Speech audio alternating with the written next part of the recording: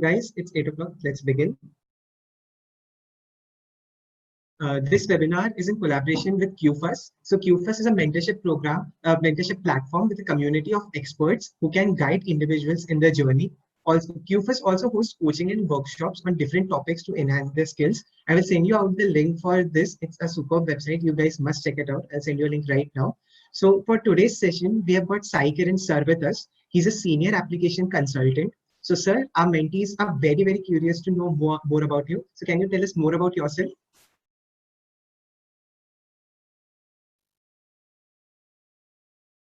I'm sorry, sir. I don't think you're audible. Can everyone hear? Hello.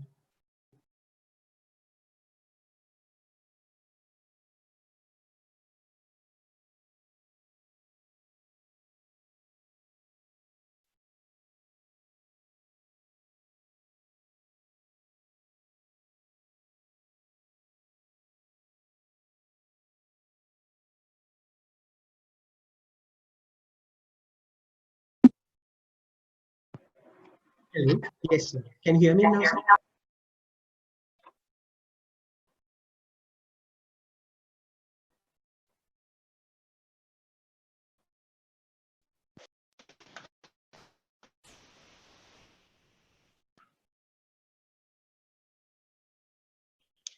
Hello.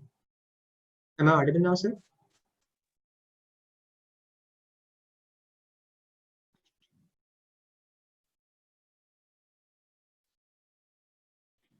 Hello, am I audible? Yes, yes, sir. I'm so sorry for any disturbance. I couldn't hear you before, and I don't think you could hear me as well. Yeah, no issues. Hi.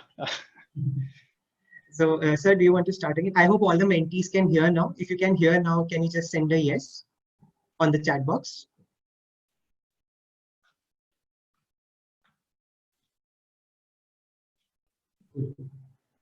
So, should I give the introduction once again, sir? Sure. Okay. So this webinar is in collaboration with Qfuss. So Qfuss is a mentorship program platform with a community of experts who can guide individuals in their journey. So Qfuss also hosts coaching workshops on different topics to enhance their skills. So I will send you out the link right now in the chat box. You guys must check it out. It's a very cool website. So for today, we have got Saikiran Sir with us here today. He's a senior application consultant. So sir, our mentees are very, very curious to know more about you. So could you tell us more about yourself, please? Sure. First of all, I mean, I'm really excited. Thank you for inviting me to this. I think I was looking forward from since weeks, since the time I got to know about this. Yep, coming to my introduction, I go by Sai, and please feel free to reach out to for any queries, not just with IoT, but anything. I'm glad to help you guys. And I have like 8 years of industry experience working with multiple companies which are part of like Fortune 500 or Fortune 100, I would say. And I have started my career with, financial banking is where I started developing solutions, software solutions or mobile solutions for financial banking. And few of my solutions have been published into many of the, into few of the products which currently the banks are using. And to name them, like, like Facebook payments, like, if you're my friend at Facebook, I can just simply pay you through Facebook, or if you have an NFC or QR, I can do that. And then I worked in multiple disciplines of storage, flash storage systems, where the cloud computing is right now working upon the backbone of cloud computing. And I worked on IoT. I think IoT is one of the subject which have been working since 2009.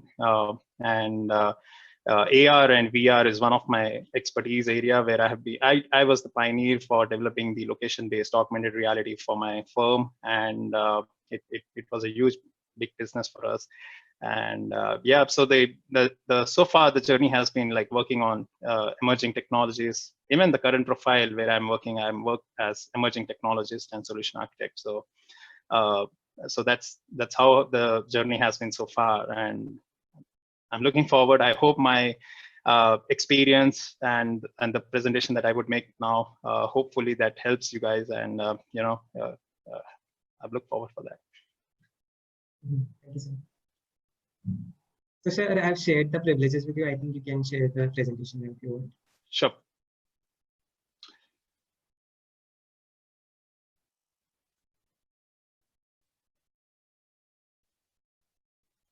Yep. Please let me know if you're able to see my PowerPoint slide. Yes, sir.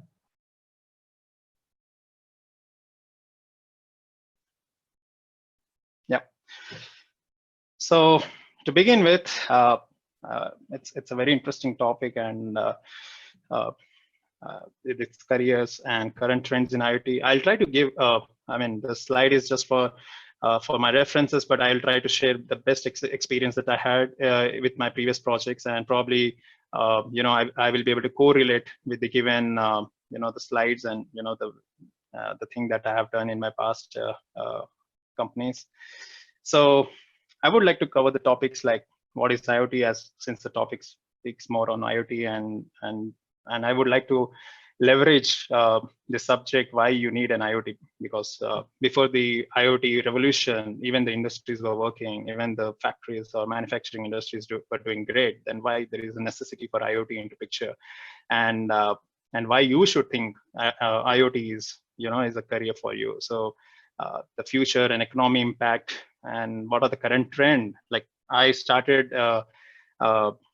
developing the IoT project in 2009, where the idea was to get the replacement or find an alternative solution for ATM cards. Okay, so today we use ATM cards to get the money out of from ATM machines, but I wanted to replace that with an embedded system, hardware combined with software, and that system should be like a pen drive, and you use that and get the money out of the ATM. And there was a huge mechanism and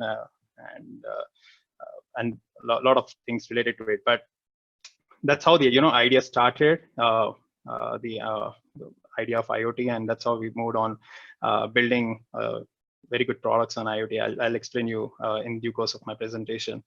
That's where I would be, the applications of IoT is what I will speak on that, and choosing the IoT platform. Now, as you want to make a career in IoT, it's no more a small game now. It's a big game now. You are actually tracking or connecting to many devices in a single go. So you need a platform and a vendor support who can really scale your system, scale your application with the load that comes in from the end customer. So we need to make sure that you use a platform and you can go from there. And what are the careers in IoT that you can think of, and the salary trends. So salary trends is something which I would simply say that it's a win-win situation for both company and the skill set. Like if you have a skill set and if there is a demand, they can pay you as much you want. So it's all about the time and necessity of that particular skill set. So I'll just go with that. Let's begin with. Yep.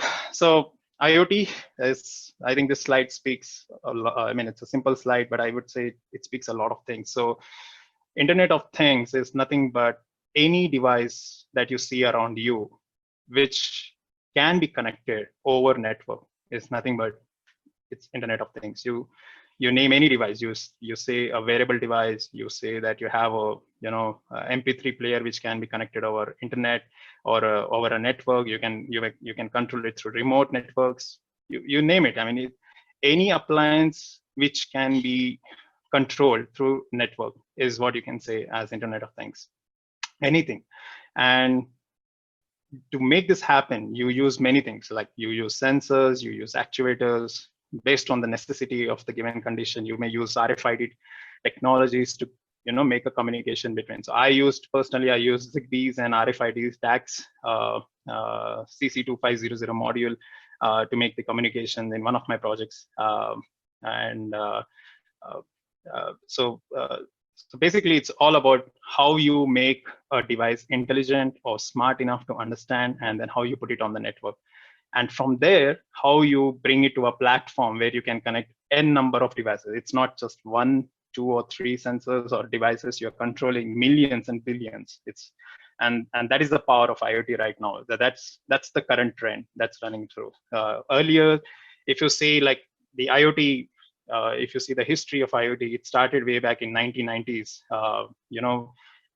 Embedded systems were designed way before that, but the internet connecting embedded systems and getting the embedded systems on the network was invented after the the www protocol, and that's the web protocol that was invented in 1999, and basically 1990s to 2000, and that's where the idea of getting the embedded system on network and making your the big job, the controlling let's say a factory manufacturing machine with a simple microcontroller is something which was possible after getting the internet revolution. So that's where the Internet of Things got invented in 1999. But if you see from 2010 onwards till now, the buzzword of IoT has increased, and I'll tell you why. So let's see how why the reason why people are interested in IoT and how things go upon.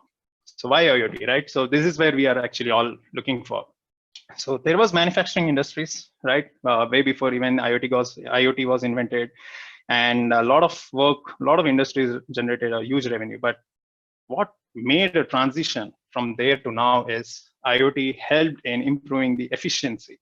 I can give you the best example in one of my previous projects where I was working. The idea was to, the project was to improve the efficiency of the factory plant, which was, developing the plastic bottles. Okay, and the IoT system was needed for monitoring the health of the plant, and based on the health, we should be able to analyze at what condition the plastic bottle or the health of the plastic bottle gets impacted. So if the machine is overheated, or if it's vibrating a lot, or there is some issue, then then the impact comes on the plastic bottle. So you see the difference in the output.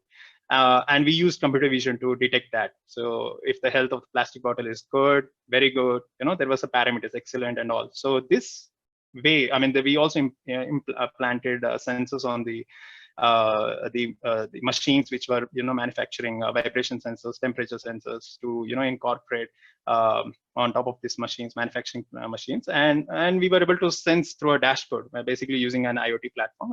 I'll mention it later. So this was helping us to understand, okay, for given this condition of health of the machine, the output is varying, and we were able to get the analytics out of it. And trust me, the efficiency that we were able to achieve after bringing the IoT system in place, we were able to save 11% of the revenue for the company. The company used to spend excessive amount only to there was a faulty products and there was a lot of things. But once the IoT came into picture, we were able to reduce that, and it was able to the revenue got increased basically. So I think someone is saying something.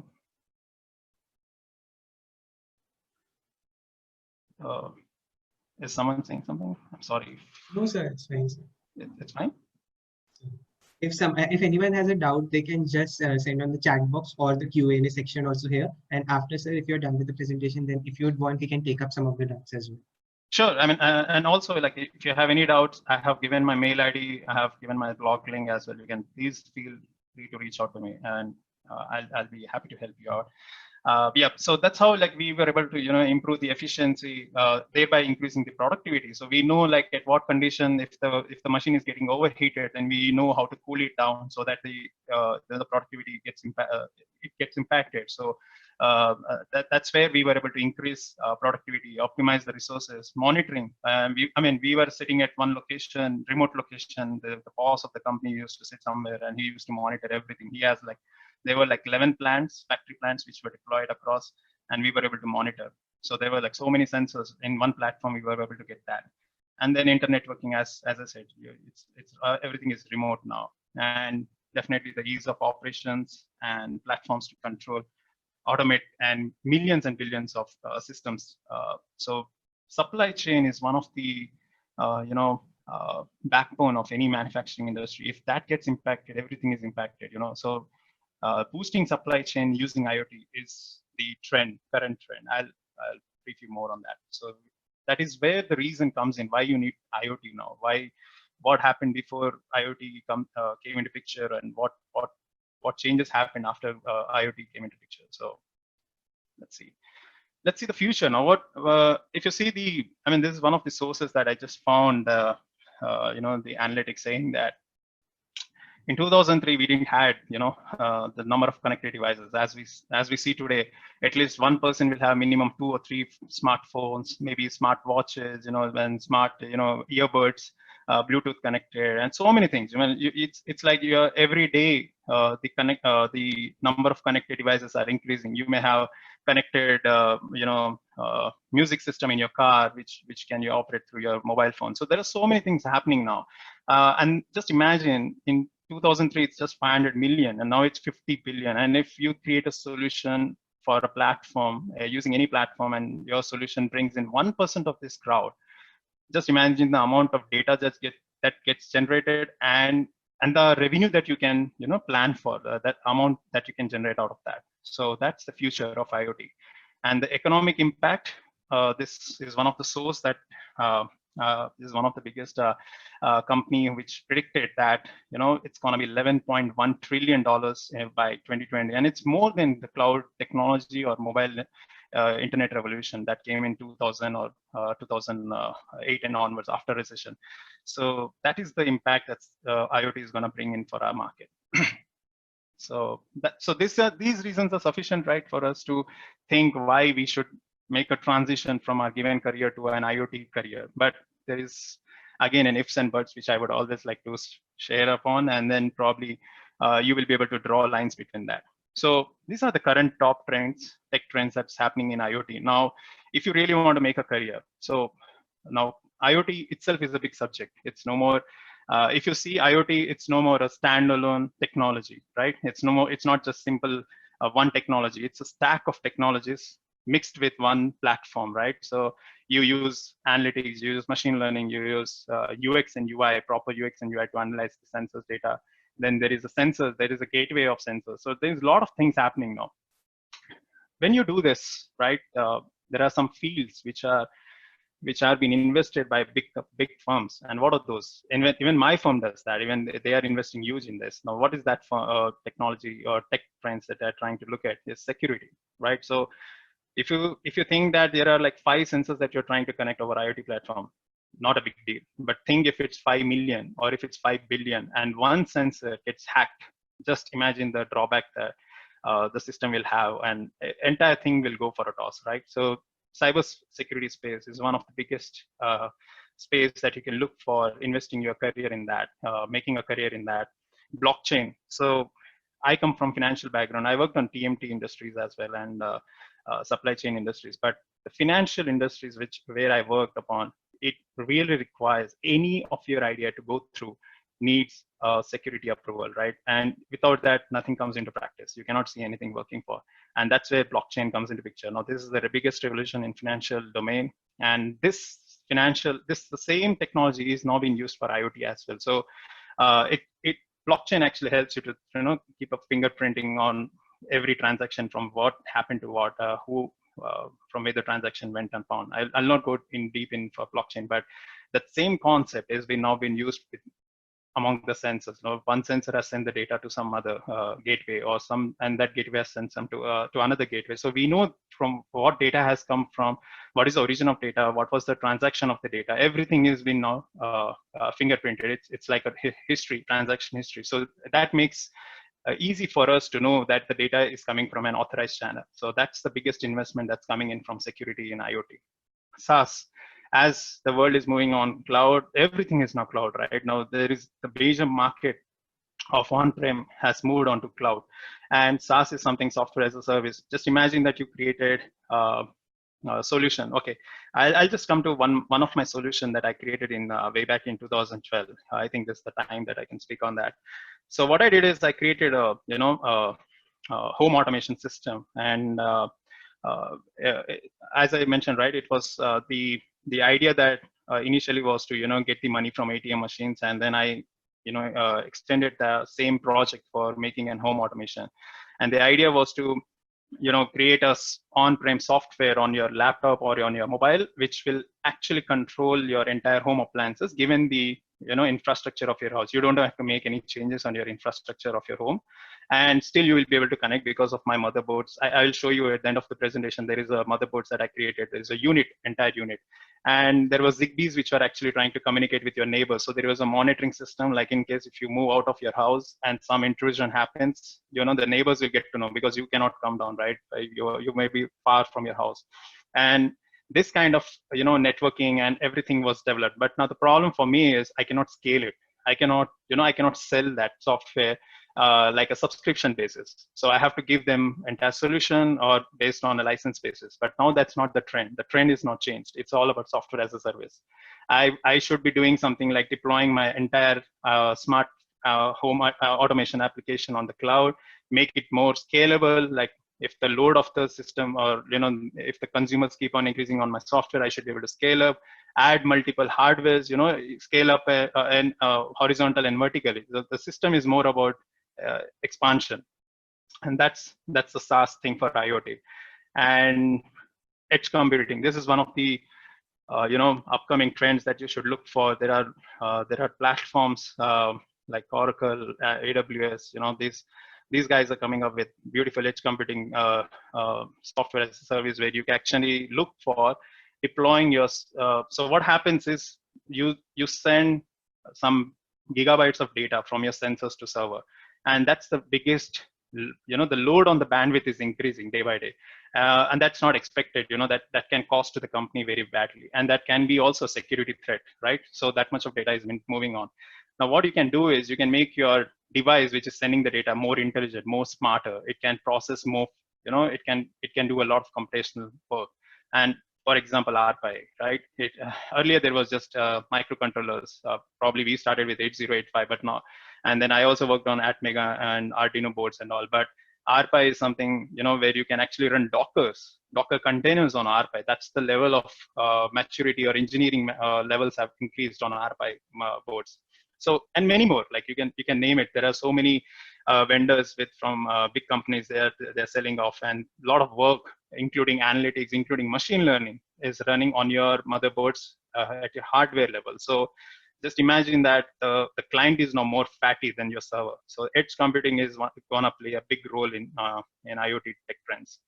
And data analytics, of course, everyone knows that now. When you see that 50 million of sensors are sending you the data, then you should actually capitalize that data, right? So you start processing it. So one of my project that I was working was with the HP printers. You see that there is a huge the idea was to predict when the cartridge is going to get over, and you should be able to tell that, okay, Sai is going to use the cartridge on so and so date, and and it should trigger an alarm for the company to throw an offer to Sai saying that, hey, Sai might use he may run out of the cartridge for so and so date, so let's put him an offer so that he can buy it today itself. So that's the machine learning aspect comes into the predictive analytics and preventive analytics. So it's more of data, right? Everything is on data, so you should be able to calibrate, and you need a platform to do that. So that's the top tech trends that's coming up, and the industry trends. Now, where are the entire thing, whatever you have developed so far, whatever you are envisioning with respect to IoT, has to get applied on some platform or solving a big business problem, right? So that's nothing but smart cities is one of the biggest areas that you can think of. Industrial IoT, this is one of the favorite thing, because I have been working on a lot of projects on industrial IoT areas. So the major, as I said, right, the plastic bottle manufacturing companies, it's an industrial IoT use case. So there is a lot of demand. It's a business to business, the use case, and you make more money out of it. You solve big problems, and that's the biggest trend. If you are really thinking to make career in IoT, you should look for industrial IoT. And smart home, as I said, right, the conversational AI, this is the biggest game changer for anyone now. Chatbots, Alexa, Google Home. This is doing Google Assistant is doing a lot of job for us. And when you say that you're making a home automation system, way back when I developed the software, I also had created something like, you say something, it interprets the command, and then it starts performing. But that's not conversational AI. Now, conversational is more like giving a human-like experience, and that eases the problem.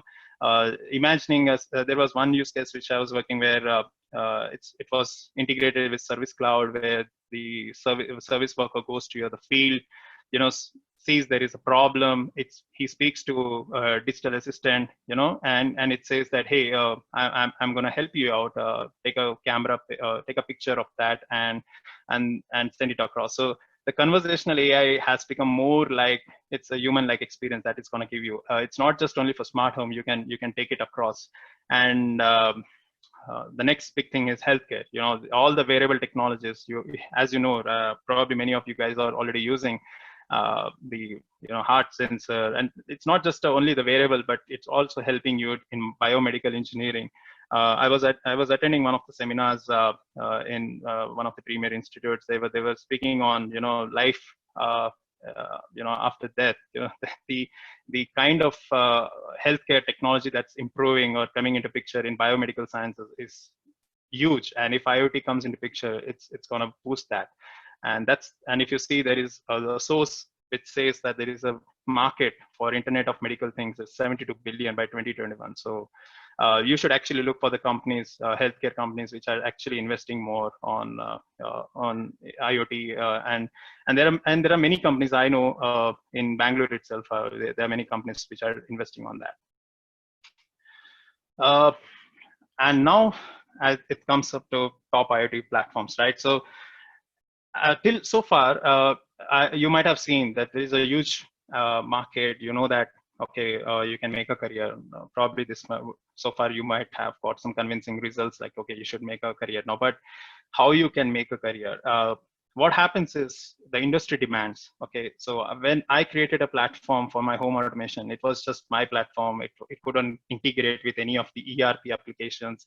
At the end of the day, the business runs on ERP, right? It's an enterprise solution which needs an integration with so many systems like HCM, human capital management, business intelligence, a lot of things, right? Manufacturing, supply chain, and all. So you should actually look for platforms which can integrate easily integrable with these. Now, IoT is helping you to get the data from sensors. Now, what after getting the data is what you should look for. And to support that, these are the big platforms that you can look for. I'm currently working with Oracle IoT Cloud Service, where it's beautiful, right? You can actually integrate with Oracle Fusion, Oracle Digital Assistant, which acts as a mediator for Alexa, Google Home. You get the data from multiple sources, and you can integrate with your human capital management cloud services, Fusion cloud services, or anything. So basically, the platform should be in a position to help you out in integrating. And similarly, Google Cloud can help you out. It's a massive support that you have, and you can actually look for applying AI and ML solutions while bringing your IoT data on top of the Google Cloud. Azure, as similar to Oracle, it has a big ecosystem for Microsoft applications. AWS, I work with AWS Alexa for one of my projects, and we actually integrated with IoT services with AWS. It's amazing, right? You can think so many things. You can actually use Alexa as your unique point of selling, and bring the customers on Alexa and make automatic orders on Amazon Marketplace. Anything you can do with respect to given that you have an IoT AWS IoT platform. So it's a seamless integration that you can have. I worked on ThingWorks platform, and again on IBM Watson. So all these platforms give you a managed services. And I'll tell you one good thing. Okay, this is the next thing. I'll in this slide I'll just help you out why you should actually choose a platform, or how you choose a platform. So in my previous project, what happened is, as I said, there was like millions of sensors which were connected, and the data that for every minute I used to get 1 gig of data. And putting that data onto any database, right? You put your database onto a server, and you can run the show, but that's not easy. It's gonna crash. Every time we used to sit back on Saturdays and Sundays to manage that, right? It's not that easy when you see that much of data coming from a factory plant, and you see the system getting crashed every time. It's really irritating for any company to invest upon. So you should actually choose a platform which will give you many of the managed services. Like if you see Oracle's autonomous database, it's a managed service that you have. You don't have to worry about the crash thing. It's an automatic, intelligence applied where even if the system goes out of resources, it will take care of it, right? So when you're working with so much of data, you should actually take care of your managed services.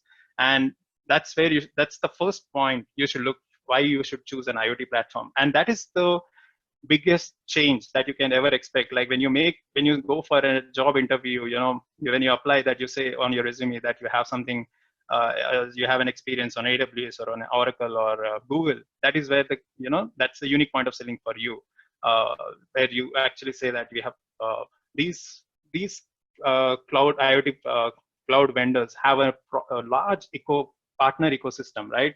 So there are a lot of clients who are so generally product companies get clients directly or via partners channels.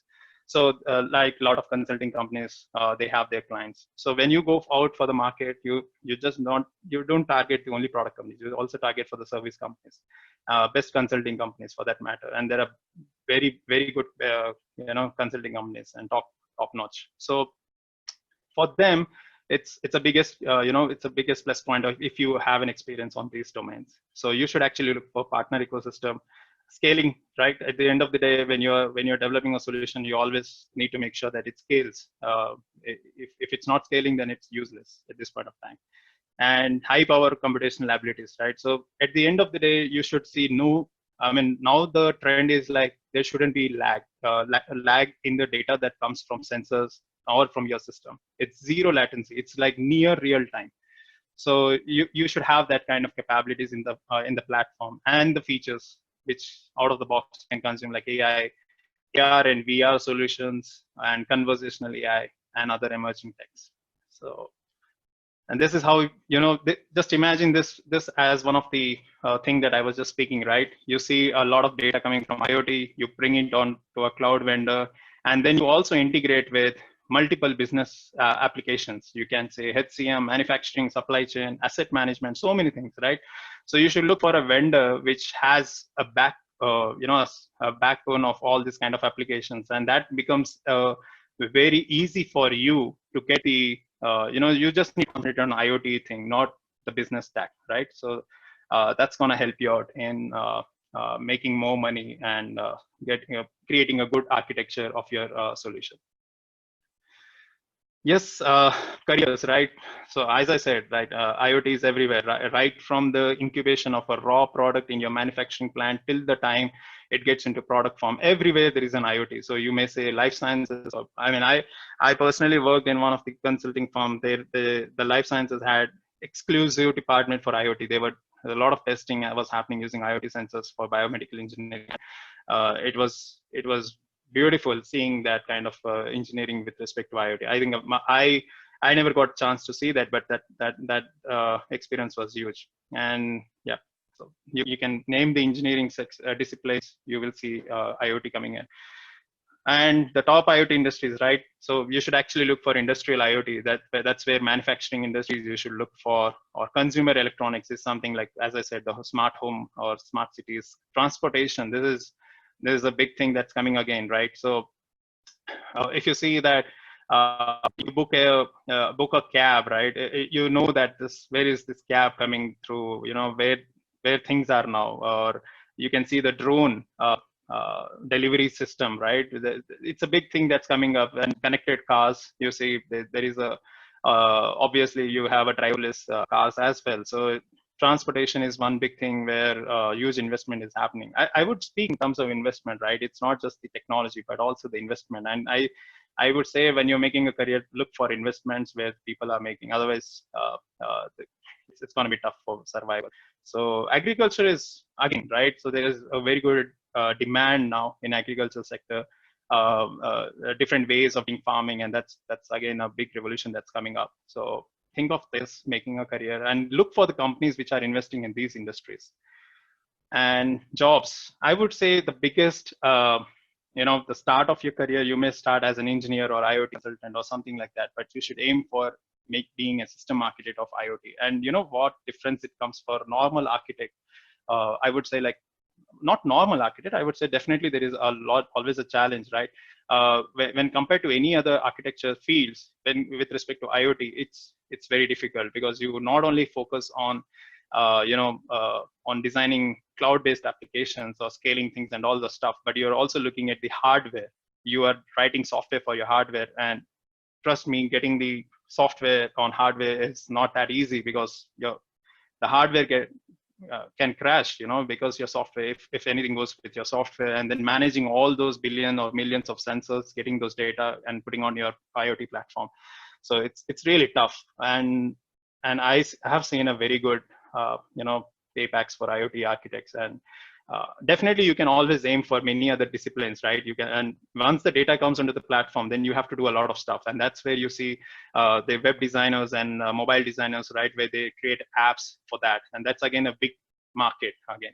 So you have designing, you have to definitely have a designers for that. And embedded engineers, they are the high paid, I would say, best companies for embedded engineers. They get very good pay.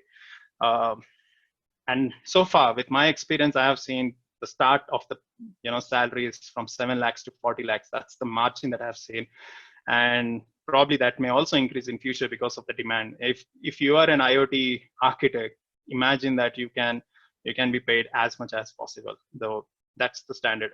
It does not even apply for other disciplines. It's only for IoT, I'm saying. So that's the thing. And I think this is one image that I wanted to show you, like, the 2012 product which I was developing. This was the motherboards incubated with Zigbees, and the software was running on my laptop way back in 2012. But yeah, later on, we revised the software for mobile, and we were able to control the units and home appliances and all the stuff. But yeah, this software is not on cloud. I'm still working on that, getting it on cloud. It does a lot of things. It gives you home automation. It does monitoring, security, a lot of stuff. So by that, I come to end of my presentation, and feel free to have any questions. I'll be glad to connect. And these are my contact details. You can always reach out to me, by posting your questions on mail, or you can always look at my blog and post over there as well. Yeah. Thank you so much, sir, for this. It was a very interesting presentation. It was a very good presentation. I didn't even personally know what IoT was before this, so I got to know many more things. I hope all the mentees also enjoyed this session and got to learn a lot. So, sir, there are a couple of doubts which our mentees have asked here. So, would you like to answer them now? Okay, so one of our mentees asked this question that he or she is interested in studying in IoT, but he does not know the resources for that. So could you recommend any basic resources from which that person can start studying for it? Like if the person wants to know some basics or something. See, what I would suggest you is, if you really want to start up with IoT, right, just go and grab an RPi, okay, RPi 3 motherboard. Okay, I know it would be really a little bit challenging for you to really understand how that works, but what I would say is just go and grab that. And if you know any of the language, you may know C, C++, Java, anything, that's fine. I generally work using Java and Python on RPi. Okay, so simply, what RPi gives you. I'll tell you what RPi gives you and what others don't, right? So you can simply connect it to your monitor, okay, and you can start working. You don't have to install any software. You don't have to work upon anything. You have everything ready to go, and you can download your ID on RPi, or you can write your program on any of your system resources and just copy that executable on your RPi, and it will start running. If you just go into my blog, there is one video that I shared. It was integrated with IBM Watson platform, and when you speak to it, the bot actually works according to the way you speak, right? So it will say how it will track your emotions, and it will do this job for you. So I mean, that's a big thing. But what I would say to start with, right, do not worry. Simply go and grab an RPi, and I can share you some of the links. Just ping me, or drop a mail to my mail ID. I'll share you the resources for that. Not a problem. But buy a RPi, I would say, to really make. And you know what the problem in the current industry, right? We generally don't deal with hardware. The amalgamation of hardware and software that's where the IoT comes in picture. But in current industry trends, we don't really work on a hardware, and we just work on designing applications on cloud, and then we say that we are an IoT. We did a IoT project, but that's not the thing. You actually have to do it from ground level, getting the census data onto your gateways, get that gateway connected to your IoT platform, and that's where you start, grooming the data and play around with it. So I would say that's embedded engineers, right? That's where we call them as embedded engineers. So that's a big market for them. Thank you so much for that, sir. So another one of our mentees, Harshali, he asked a question that he's learning data science currently, but he's interested in learning IoT as well. So he's asking if there would be some significance of his learning in data science, which would help him in IoT as well. Yeah, absolutely. As I said, right, the data scientist job is something which plays a major role to analyze the data that comes from the sensors. See, once the data comes from sensors, the job of the embedded engineer or any person is done. They just have to keep maintaining the sensors data. But the job of a data scientist starts from there, right? They have to start analyzing the data, play around with the algorithms to understand the pattern of the data, and predict. Ultimately you're making predictions, and that's because of that you make money. So data scientist job is very much needed. And also be careful, right? There are so many platforms coming up, like if you see AWS ML, or you see Oracle's data science platform, or even the Google AI. Definitely Google AI ML is outstanding. So these platforms already have a lot of data scientists, key tools all ready to go, and you can simply use the data and apply these algorithms on top of it. And so you don't really see a need for data scientists. I won't say there is no need. What I would say is the job of a data scientist is getting reduced. So always make sure that you have IoT in hand. You should make sure that it's balanced. The data scientist job and the IoT job should be there. If you have a passion of getting into IoT, go for it first, and then get back to data science. No problem with that. So there is always a demand. Now there is a demand for IoT. I would say just go with it. So there's another question by one of our mentees. He said that he has already made basic IoT projects, that is home automation, using Arduino. Yep.